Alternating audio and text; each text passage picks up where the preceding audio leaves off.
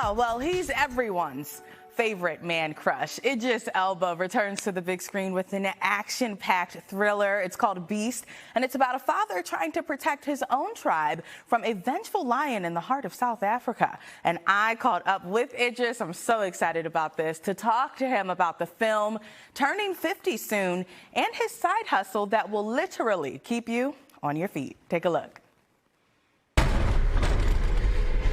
I need you to trust me right now.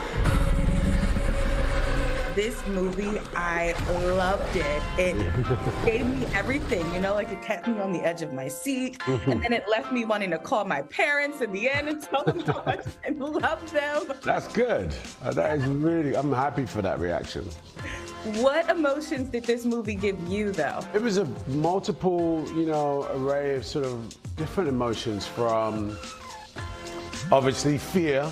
My character is not a tough guy. He's a dad. He loves his children. He's just running to save their lives. Idris plays Dr. Nate Samuels, a widowed husband who returns to South Africa, where he first met his wife with his 2 teenage daughters. As a parent myself, having an older child, I could relate when your daughter and you don't have the greatest relationship. When she was a baby, you were her everything, and now she can do this. She don't even know who you are anymore. So what I also found fascinating, these weren't real lions. At some points, I thought they were. So I was very shocked to find out that not a single lion was real. What was that like? I mean, you were tussling with what? A guy in a mask? Like, what was it like on set? Listen, that's how good of an actor I am. I was just acting with the air. It wasn't there.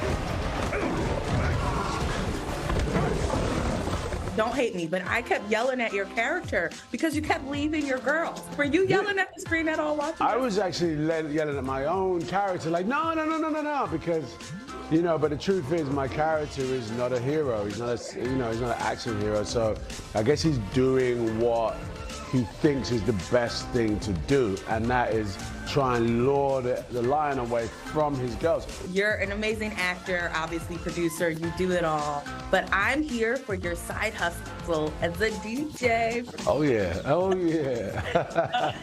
My husband, he's a DJ too, and he has like this whole routine to sort of get himself in the zone. What's yours? Because you're coming from multiple hats. What do you do to sort of flip on that DJ?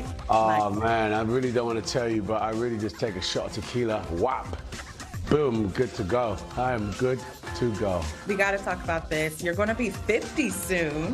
Whoa. Put it out there. Okay. It was already out there. I promise.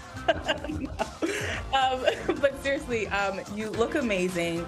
Obviously, you don't have to go back in time at all for any reason, but if you were to, what would today's Idris tell his younger self? I would probably say, don't be so anxious, because it's going to be okay. If I could step back in time when I was really, broke, living in a van, didn't have much going on, I was super anxious about what to do.